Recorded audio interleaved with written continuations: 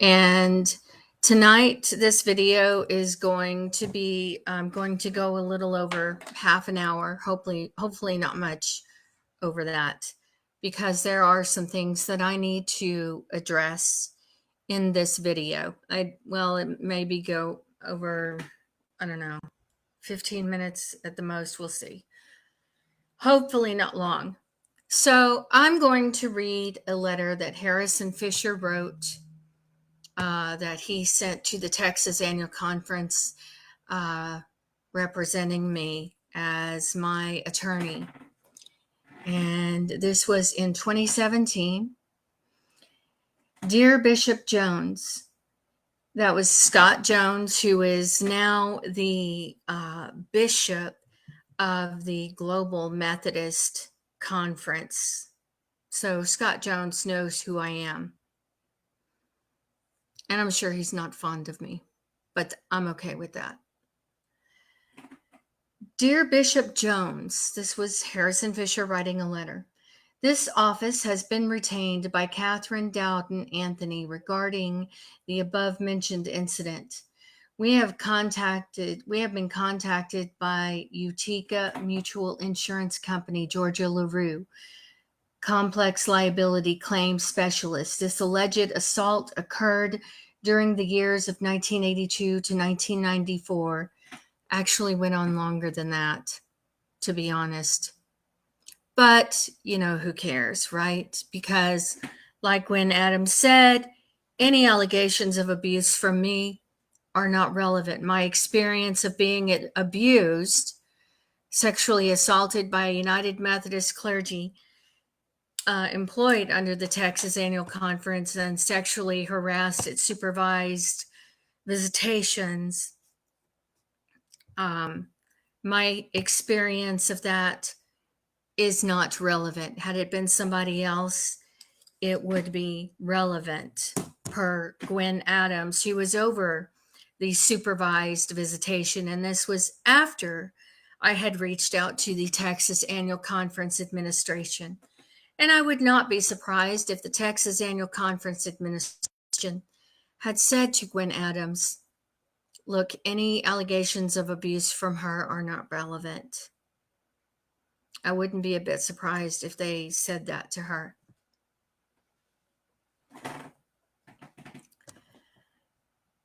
Okay. So says she relates that their policy spanned from 1997 to 2003. Therefore, there does not appear to be coverage for this claim under their policy. Please forward a copy of the enclosed letter dated November 17th, 2017. Please send a copy to your insurance carrier during the years 1982 to 1994 under some policies of insurance failure to inform the insurance company timely of a claim can be grounds for denial of a claim. We await your response. All communications regarding this matter should be through this office. Do not attempt to contact our client directly. Well, they didn't have to. You see, the Texas Annual Conference didn't have to contact me directly. They could just retaliate against me. Allegedly, possibly, by using Harrison Fisher. I would not put it past them. I would not put anything past the Texas Annual Conference of the United Methodist Denomination in Houston, Texas. So, I also forgot to begin with the fact that I grew up within the Texas Annual Conference of the United Methodist Denomination in Houston, Texas. My father, John Chester Dowden, was employed under the Texas Annual Conference Administration and placed on assignment at multiple churches. My father was also a child molester. His name was John Dowden. He passed away in 2012. He was married to Grace Dowden, who was my mother, who passed away in 2018. In 2017, I obtained a recorded conversation of where I directly asked my mother if she had drugged me with codeine, a narcotic, so that my father could sexually assault me. And after I directly asked her that, she responded by confirming, yeah. She was very proud to answer the question and admit she had drugged me so that my father could sexually assault me. One, because she knew what she got away with. Two, because she didn't think anybody would believe me. And so that is what led to this letter, that recorded conversation. And I have thousands of recorded conversations. And I also married an abusive husband, because that is when it was Carly Anthony in 2008 we married and divorced in 2016. I married him because abuse was all I had ever known. There is a lot that I have shared growing up that I didn't share with Carl. And the reason why was because, one, it wasn't safe to share it with him. He was not a safe person to share things with. Two, I suppressed a lot of things. I buried a lot. And so it's coming out. And the abuse hasn't ended. So my purpose in discussing this is I want to bring the general public in. I want to give the general public a front row seat to know what has happened and what is still going on in my life today. My health has also been affected. And one more thing, I did during my custody trial, I was ordered supervised visitation. During the supervised visitation, I found out that the Texas Annual Conference is involved with the Domestic Relations Office and the supervised visitation. And it did not take long for me to figure out that the Texas Annual Conference failed to inform the Domestic Relations Office, the visiting parents and the custodial parents, that they had a history of employing child molesters. And the reason why I knew this was because my father was one of them. My father was not the only child molester that they employed. He was not the only abuser that they employed. They also employed a man, Michael Tabb, who brutally beat his wife in a United Methodist parsonage. Michael Tabb was employed under the Texas Annual Conference at the time. And so, I have to think, I'm tired. It's been a very long day, but I really need to do this because there are some important things I need to address that I haven't addressed yet. And I want to bring the public in on it. So,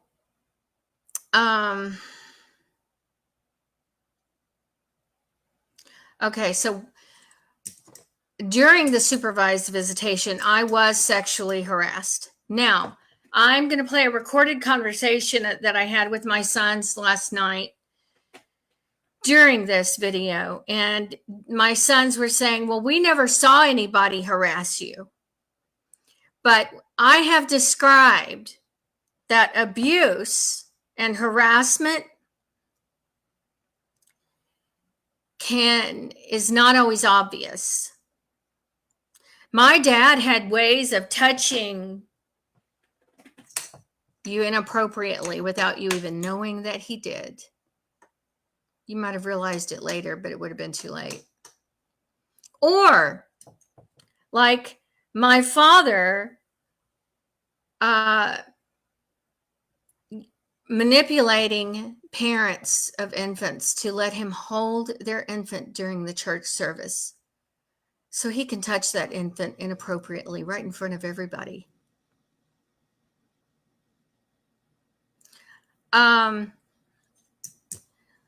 What does sexual harassment look like that other people may not recognize? It's uninvited hugs. It could be someone of the opposite sex or the same sex.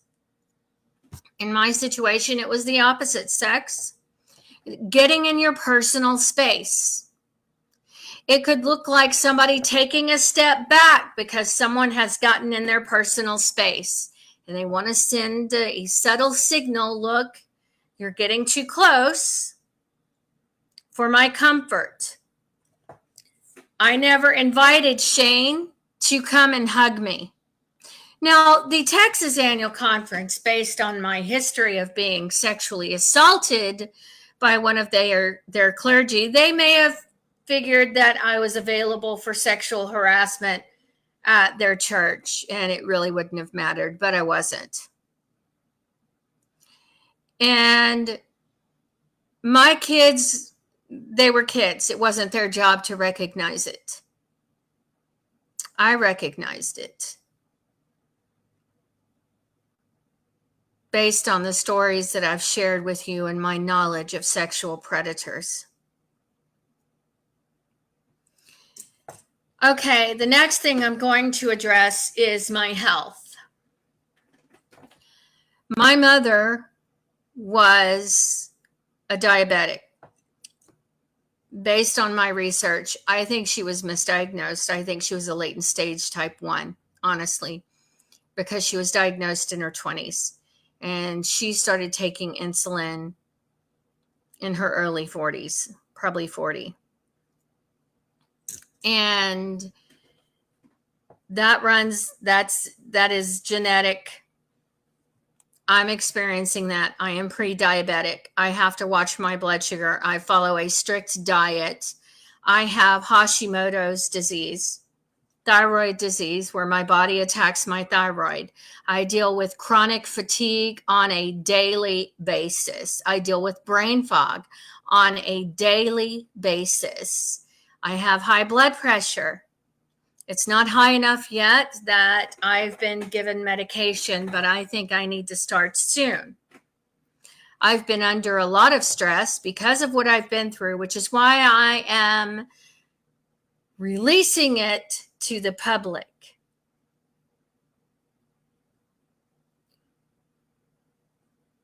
Because if my experience doesn't matter, it shouldn't be a problem with the Texas Annual Conference of the United Methodist Denomination, right?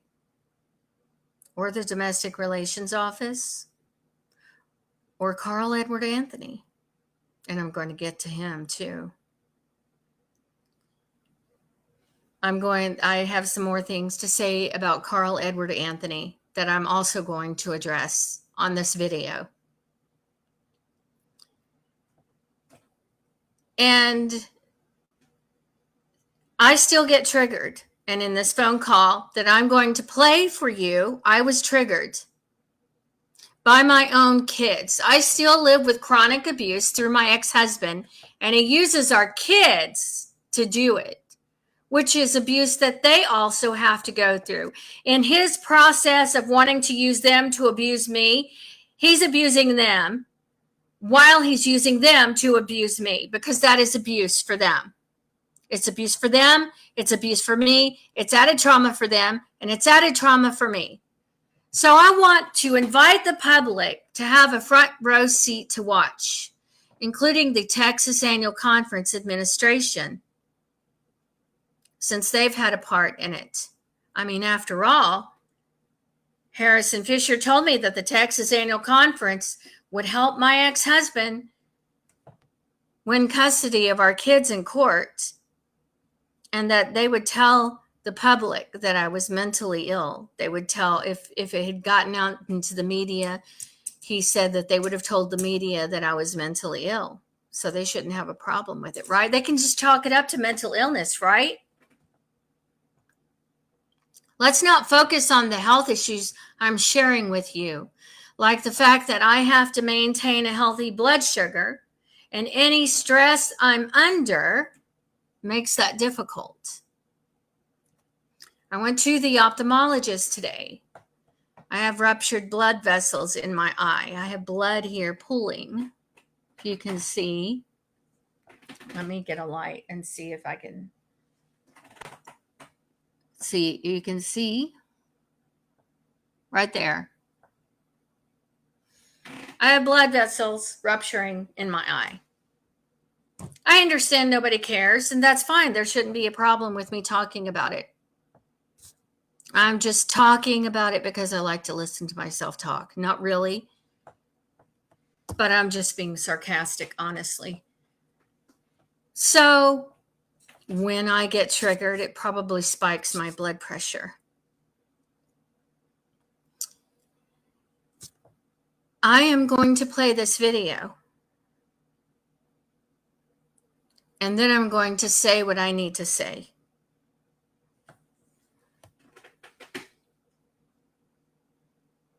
All right.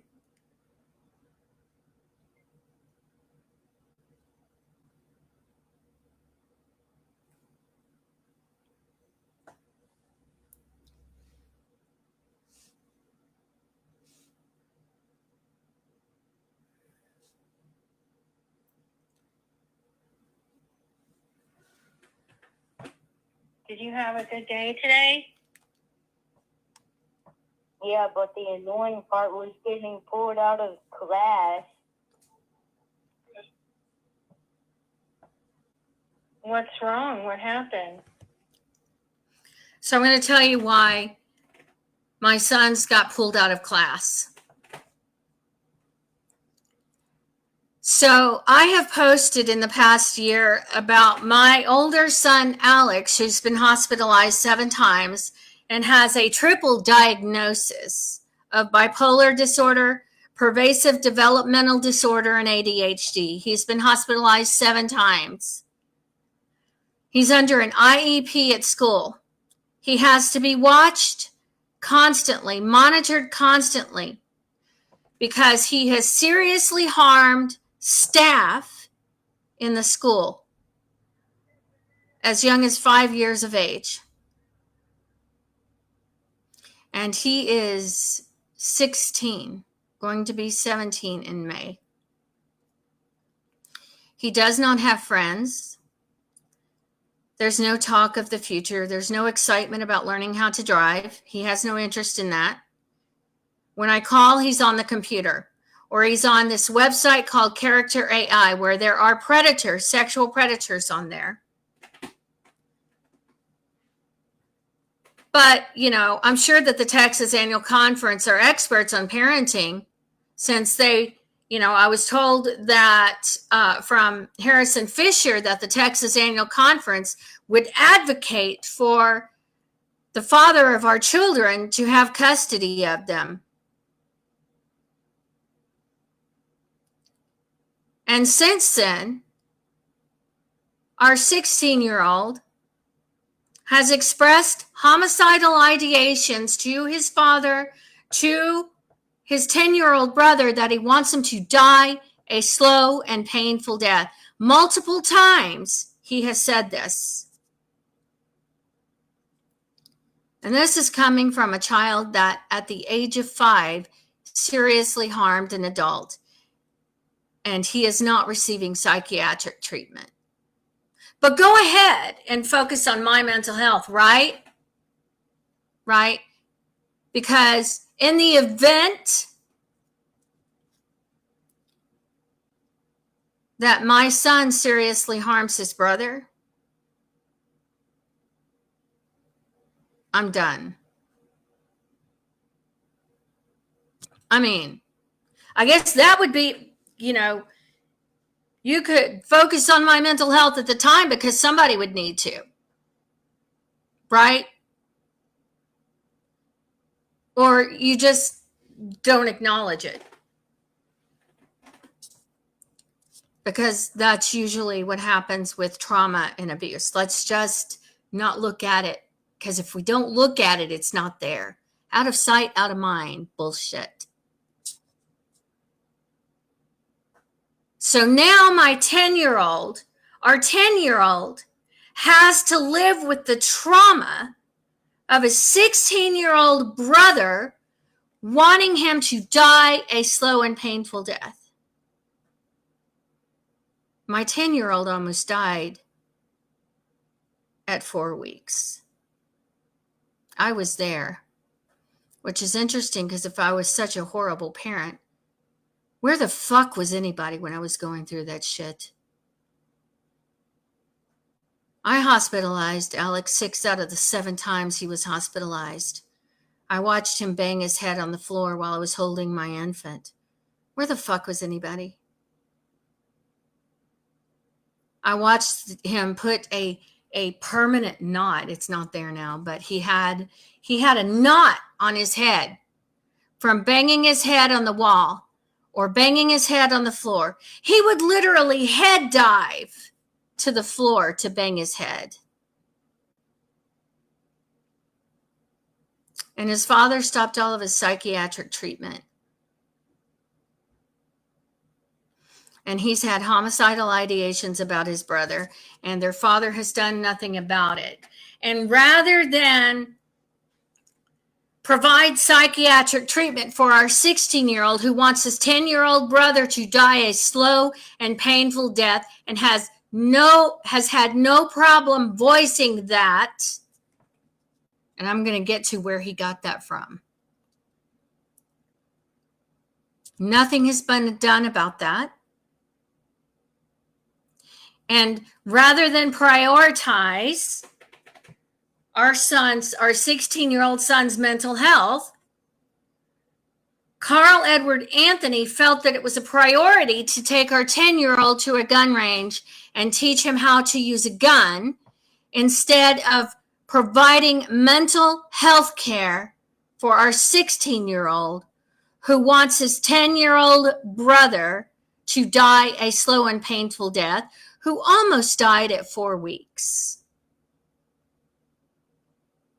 And I went through that alone. This isn't just about me. This is about my kids too.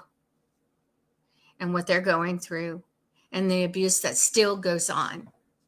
I have multiple recorded conversations of my ex-husband telling me he wishes I didn't exist anymore, which is the same as telling somebody you wish they were dead. Carl Edward Anthony wishes I didn't exist anymore, therefore he wishes I were dead.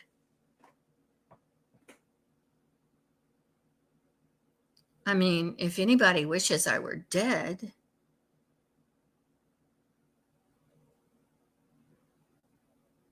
I mean, he can come and make that happen. Carl can come and put his hands around my neck and choke me like he did to Alex in 2016, making him think he was going to choke him and kill him. And Alex was pleading with me to do something about it. And I did. I reached out to CPS, but they don't really care.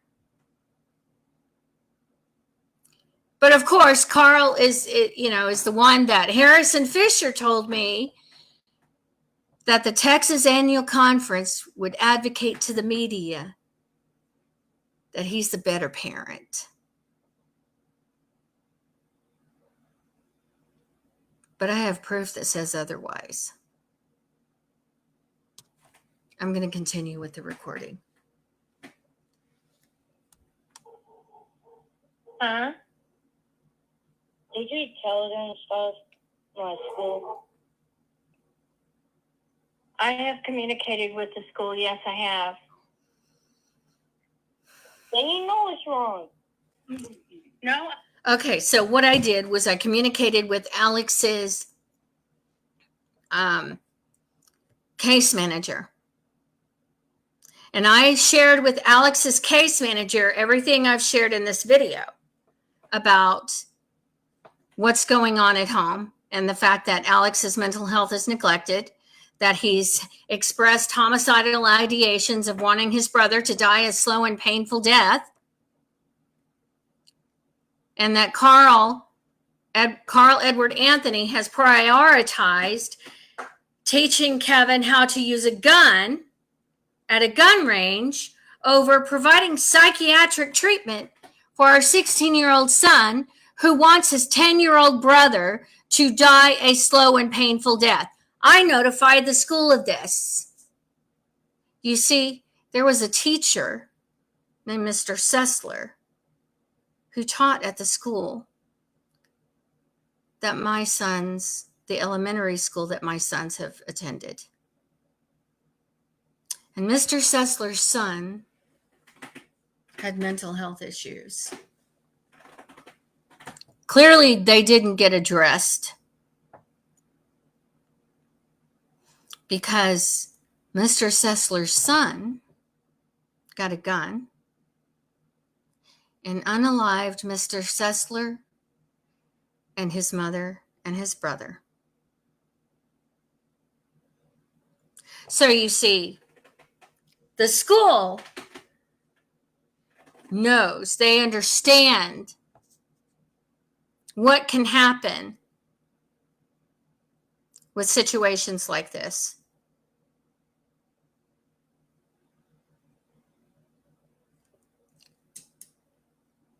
And that's why I communicated with the school. I am willing to risk my sons hating me to make sure that no one is harmed.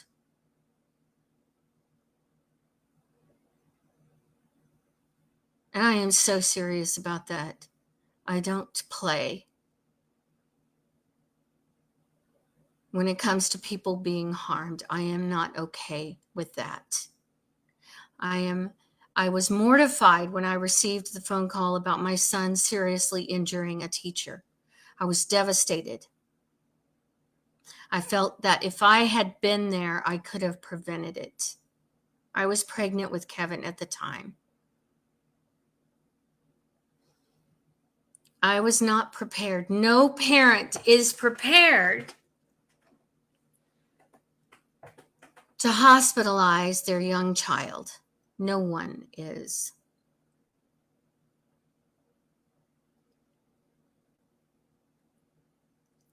And the Texas Annual Conference, they got involved in a big mess, and they have no one to blame but themselves. They should have minded their own business. They would have been far better off than retaliating against a sexual assault victim.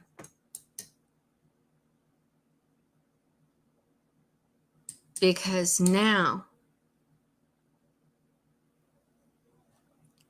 my kids are in a compromising situation, and I'm going to make sure everybody knows about it. And I'm going to make sure that it is known who is involved.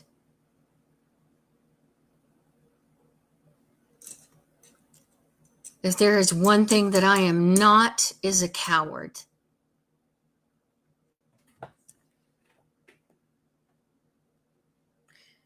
I don't know what's wrong. I don't know what happened, Kevin. I got pulled out of class from you communicating with the school, and they were showing us how to change the password to our computer. Now I don't know how.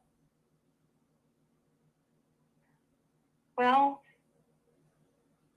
I am allowed to communicate with the school. They reach out to me. I am allowed to communicate with them.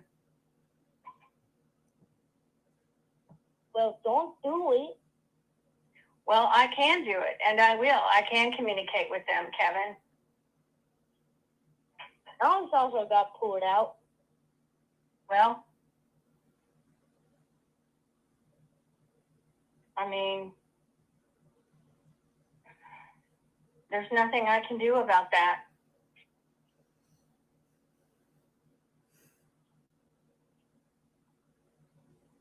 They're doing their job. You're not doing your job. Oh. How am I not doing I'm doing my job by communicating with them. How am I not doing my job, Kevin? I thought your job was bringing packages to people's houses. Kevin, I wouldn't be doing my job if I didn't communicate with the school about what I know has been going on with you and Alex. I would not be doing my job if I were not trying to advocate for you and Alex. Okay? There's a whole lot that I have done to advocate for you and Alex that you don't even know about. All right? Okay. I had to go and visit you and Alex at a United Methodist church that was under an administration that employed my father who abused me, Kevin. And I had to go and relive my childhood so that I could visit you and Alex. You didn't know that, did you? I had to relive the abuse I went through in my childhood so that I could visit you and Alex because your dad lied in court. To visit us then.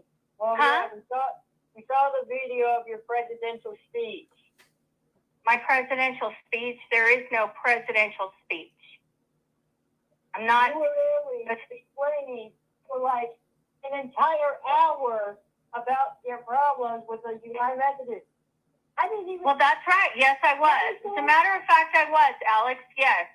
I grew up in a large administration. Yes. I was talking about them. Absolutely. Yeah. Harass you. I didn't even see them harass you. And if I did, I would for sure confront them. Trust me, if I saw them, I would have confronted them. But no. Yes, I was harassed in front of you guys. Absolutely, I was. Yes, you didn't notice it because you're kids. Okay? You didn't notice it because you're kids. But absolutely, yes, I was. All right. I have eyes and I have ears. And I have eyes and I have ears. And I was harassed in front of you guys. Absolutely, I was. Look, if you were. I am telling the truth on that. That is true. I was.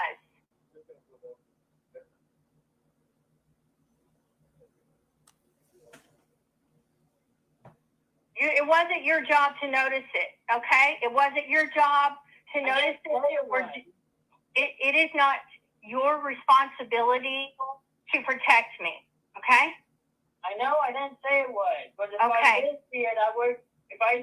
And I understand that, and I appreciate that, Alex. I do. I appreciate that. But I was there, and I saw it, and I was there to visit you and Alex, okay? That is why I was there. And believe me, the Texas Annual Conference is regretting the fact that I had to visit the two of you at a United Methodist church. I'm sure they're regretting that by now. Because now I'm talking about it. So what you're seeing is me defending myself and speaking out about something horrific that I went through. Okay? And you're seeing me display courage. That's what you're seeing. If I witness something, I will for sure be on your side, okay? Okay, well, also, your dad doesn't have any business showing you that, but, you know. I didn't say anything about my father.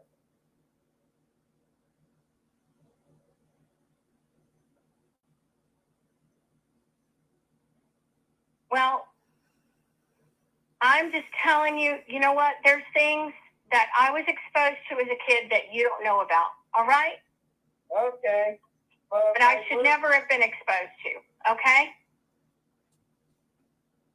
If I were you, I would forget all that because it's all in the past, okay? No, I'm not going to forget all of it. Absolutely not. Your life is going to be ruined. If you want your life to be ruined. Oh, well, I've already experienced retaliation. So, Alex telling me that my life is going to be ruined is coming from his dad. This is coming from his father and from his grandmother. Carl has threatened me on multiple occasions, and I have it on recording. And Carl is wanting Alex to intimidate me into being silent. And if Carl wants to silence me, he can come and do it with his bare hands. And look me in the eye while he does it. If Carl wants to silence me and wishes I were dead, he can come and make that happen and get it on video so his family can watch and my family can watch because they hate the fact that I spoke up.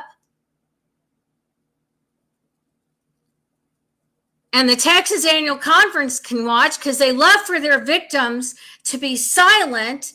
They just don't want to get their hands dirty.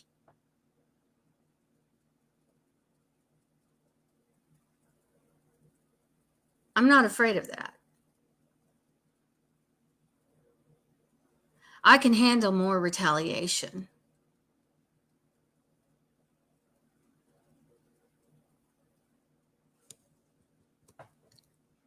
And let me tell you why I have so much more courage today.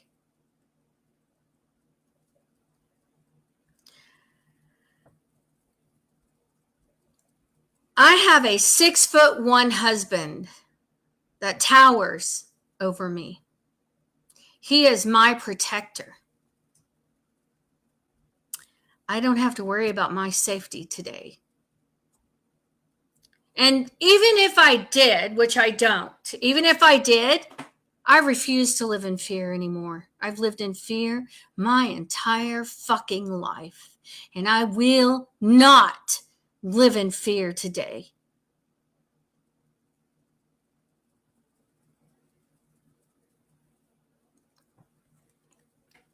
The Texas Annual Conference wants to keep their victims silent, and they don't care if their victims end up like Marla Tabb.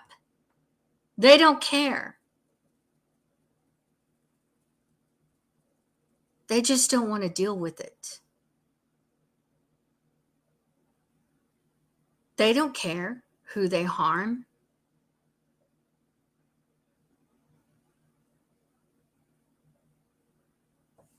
I am safer now than I have ever been in my entire life.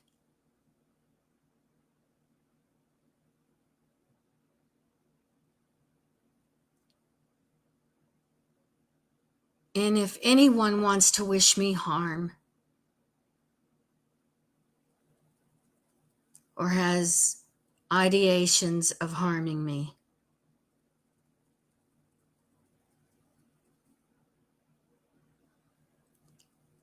they can try if they can get past my 6'1" husband.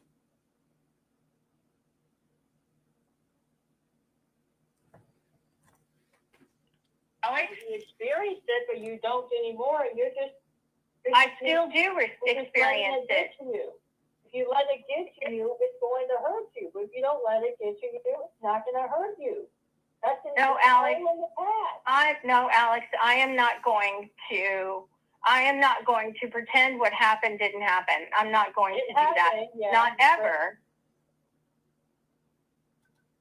Not ever. Look. By the way, I would like to ask Carl Edward Anthony, what else would you like to do to ruin my life? I mean, you wish I didn't exist anymore. What else would you like to do? I mean, if you want to threaten me, why don't you just threaten me? You've done it before. Only a coward uses their kids to threaten somebody. You're nothing more than a child-abusing piece of shit coward. If you want to threaten me, threaten me. Do it on video where the entire public can see. We have an audience.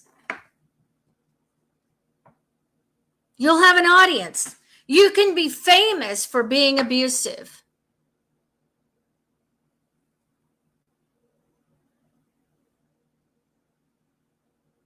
I can handle it. Unlike you, I'm not a coward. I've been through hell and I've come out on the other side many times. And that's why I sit here today on video. It may have happened, yes, but it's look on the future. Look at And I am doing that. I'm showing what I survived. Absolutely, Alex. I'm showing. And I understand that. I'm showing what I survived. So Alex is telling me to look for the future. If Alex is wishing that his brother would die a slow and painful death, and at some point decides to act on that and make that a reality, there is no future. There is no future for them. There is no future for me. If Alex does not get the psychiatric treatment that he needs, and he is not able to thrive once he's 18, his future isn't going to look good. I know that. I'm his mother.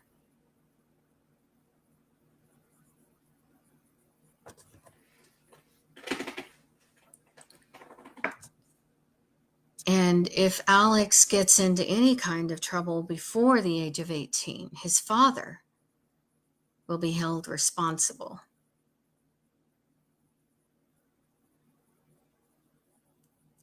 And everything I've put out as content will become evidence for an investigation, which is the reason why I put it out there.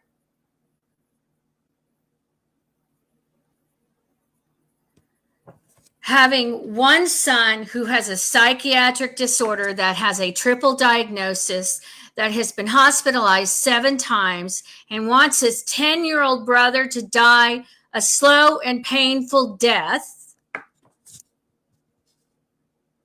whose father prioritizes taking our 10-year-old to go use a gun over providing psychiatric treatment for our 16-year-old so he has a bright future, so he doesn't harm anybody else.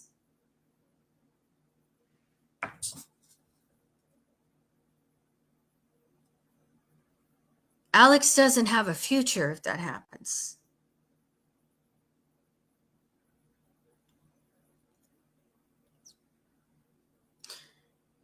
And if that happens,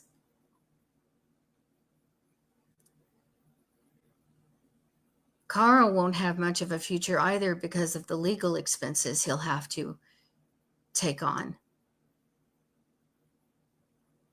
But reality doesn't apply to Carl Edward Anthony, which is the same person that Harrison Fisher said that the Texas Annual Conference would help get our kids away from me. Well done, Texas Annual Conference.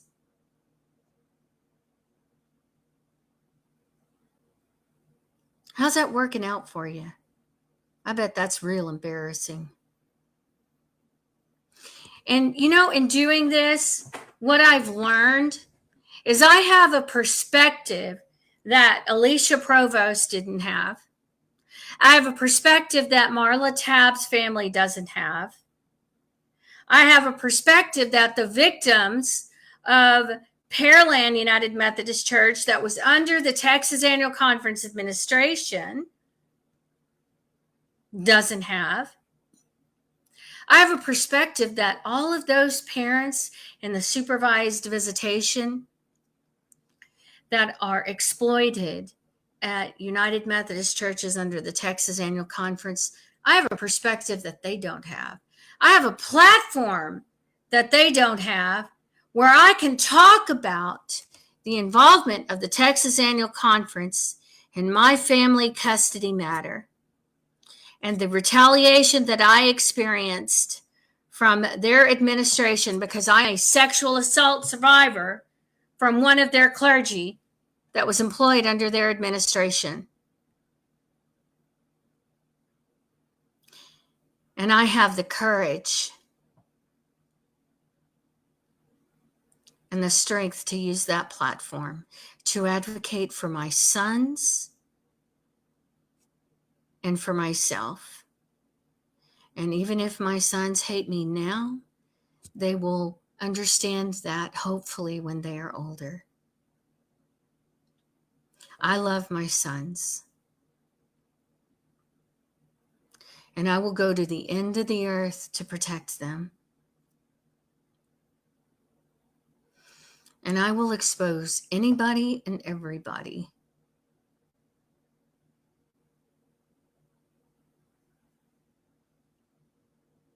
My sons don't have to love me. I love them.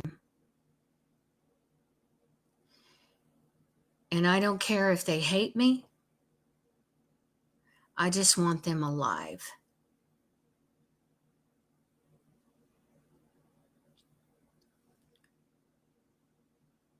Because what they cannot afford is for Alex to act on his wishes for his brother. Neither of them can afford that. And what I cannot afford is to experience that kind of loss.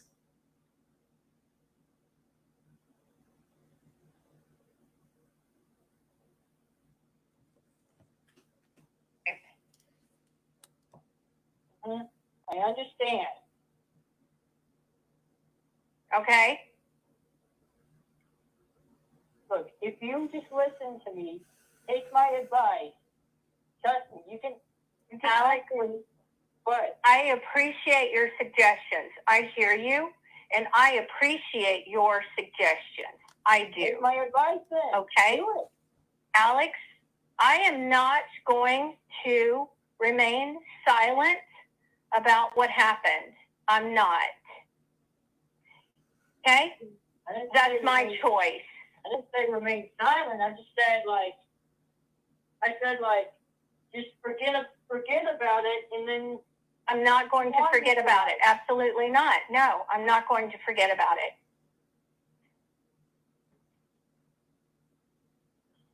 I'm not going to.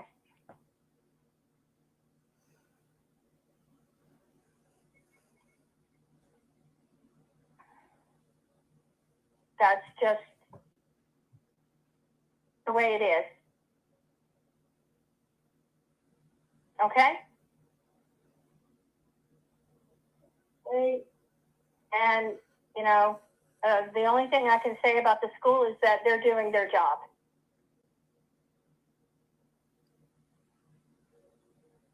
All right? well, there's something you can do about emailing them. Don't even email them at all. Don't email them at all. I will. okay? Yes, I can talk to them. Absolutely. So that would also be coming from Carl. Why would you not want me to email the school, Carl? What is Carl Edward Anthony hiding? What is going on in the home of Carl Edward Anthony that he doesn't want the school to know? Is it when our son gets constipated, he thinks that offering to stick his finger up our son's butt is a solution? Is it that? Is that what you don't want the school to know, Carl? That you can't go and buy him something over the counter like Miralax to help him? You would rather violate him? Is that what you don't want the school to know? What do you want? What do you not want the school to know, Carl?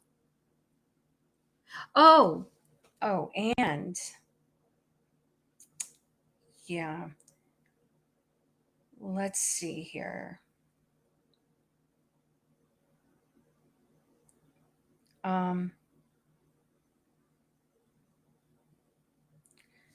This, wait, you can't see it. Okay. You can't see it. That's okay. I have his photo all over my social media. His photo and his mother's photo. So everybody can know who he is.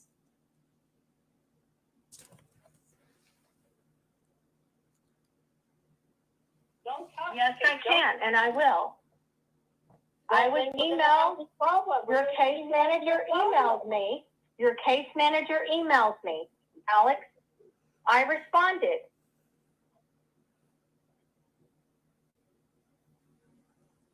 What happened?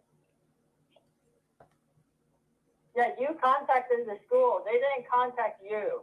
Yes, they did. Yes, yes. Your case manager contacted me. This is all you. I get emails from your teachers. Yes.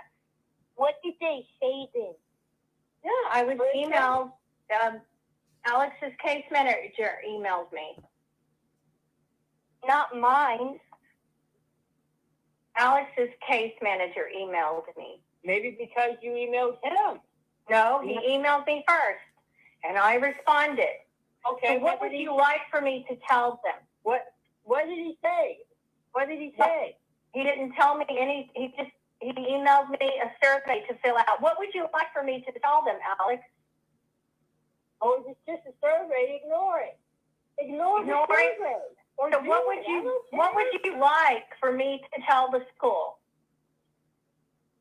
Don't tell them anything. Just stop emailing. Don't tell them anything. You don't want me to tell the school anything. Just stop emailing. Why is that? We won't have the situation. Huh? We won't have the situation if you stop emailing them. You just don't want me to communicate with the school at all. Well, I'm like, I'm not saying I don't want you to. It's just like the things you say to Okay, them. so what do you want me to say? What do you want me to say to the school? Well, if you're considerate enough, well, stop saying that I want to end Kevin's life because I'm not going to. I will not.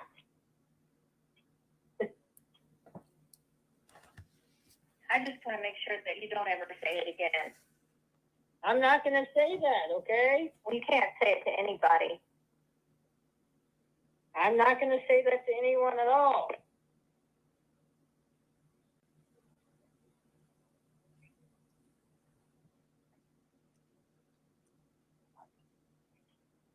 Your dad told me once, more than once, that he wishes I didn't exist anymore. He didn't. I never heard him say that. Yeah, he did. He said it to me. I have it on recording. Was that okay? Let me ask him if you don't believe me. All right. So you wish she doesn't exist anymore? No, Alex, that's not what I wish. Well, that's what he told me. So, is that okay, Alex? No, that's not what I said. I said things would be easier if you weren't around. No, well, that's the same thing. You did tell me you really wish I didn't exist Well, anymore. I have it on recording. I have it on recording. Saying that you wish I weren't around is the same thing. Same thing as saying you wish I didn't exist anymore. You're just rewording it, but it's the same meaning. So no wonder why our son would tell his brother that. Because they learned it from you. Look, I don't even think that. I have no reason to do that. I don't really have any interest of doing that. Well, your dad just confirmed where you learned it from. Him. Sure, I learned it from him. What else I learned? Okay, so there you go. My ex-husband doesn't even have a problem telling our sons that his life would be easier if I weren't around.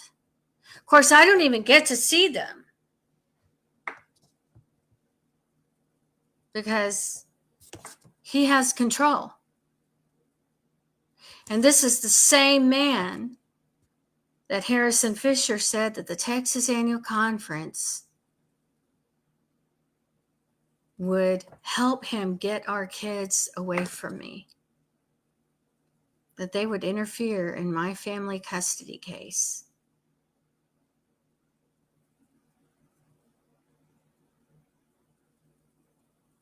What do you have to say for yourselves now?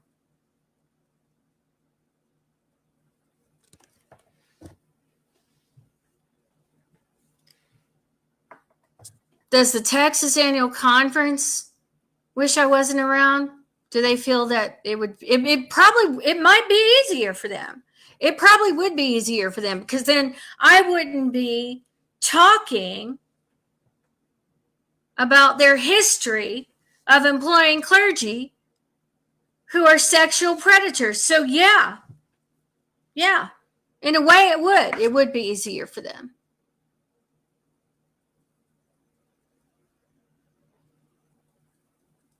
But if Carl wants to, instead of, this is the thing. Carl is nothing more than a whiny ass bitch. And if he wants to get rid of me, he should pull his head out of his ass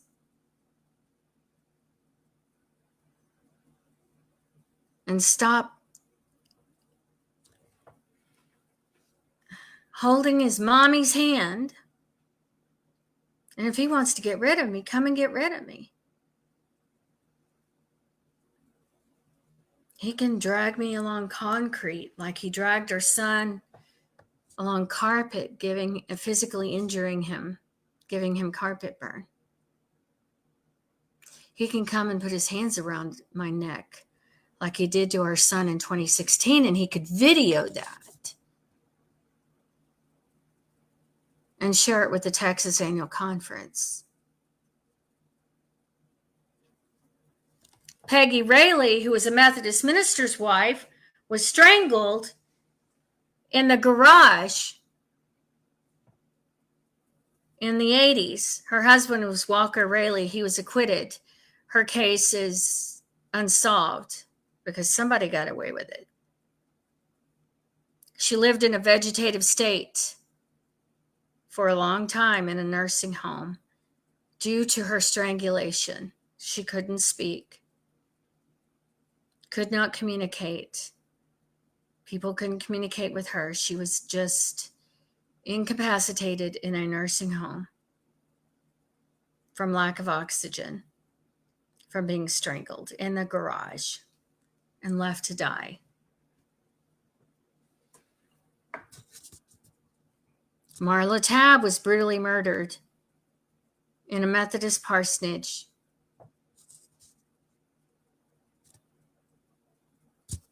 So,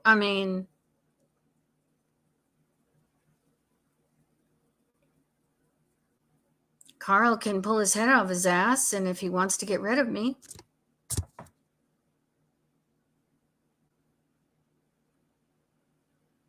he has that option. But he won't, because he's nothing more than a coward. That's why he says that.